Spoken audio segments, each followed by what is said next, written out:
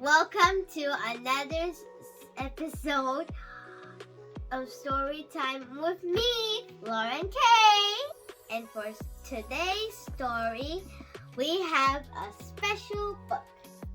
This book is called 365 Stories for Girls and a Disney story for every day of the year. And today's date is the 17th of May. Let's look for the 17th of May and see what's our today's story that is.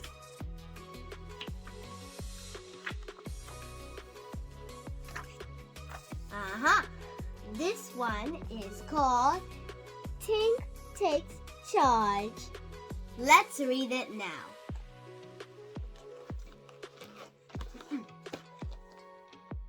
Ready? It was a perfect sort of day in Pixie Hollow, but Tinkerbell was not in high spirits. Something was bothering her. What I need is a problem to solve, Tink thought.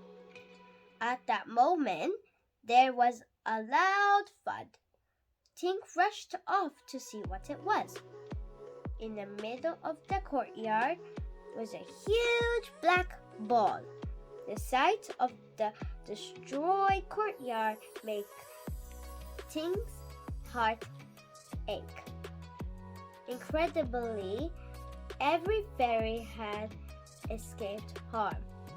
Tink marched bravely up to the ball and gave it a hard smack. "Hold on," she said. "I see a mark that looks like a hook. And you know what that means." "Captain Hook!" cried several fairies. "Of course, it's a cannonball," Tink declared. Just then, Tink's friend Terrence arrived with a grin look on his face. Tink's bedroom had been destroyed by the ball. Tink took a deep breath. "We'll just rebuild it," she said, "and it will be even better than before. In the meantime, we're going to get rid of that horrid cannonball." The fairies set out trying to push the cannonball. They used all their strength, but the ball simply refused to budge. "Well, Tink, you wanted a challenge," she said to herself, "and now you got one. But am I up to it?" Then Tink had an idea. "We can float it away with a giant balloon carrier." Tink asked the fairies to use their talents to make the balloon. It slowly lifted the cannonball as high as the fairies' knee. But suddenly, the cannonball fell from the balloon carrier and began rolling away. It splashed into Cavendish Stream. "Oh no," Tink said. The stream is blocked." The other fairies looked at Tink and waited for another good idea. The others believed that she could solve the problem. "I've got it!" Tink hollered. "The cannonball was much too heavy for us to move, but we can move lots of little things.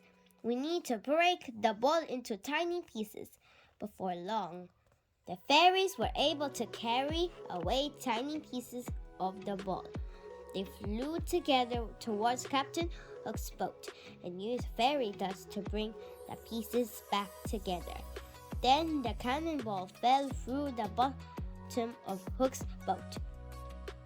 The sun was setting as the fairies flew home, glad to finally be rid of the cannonball.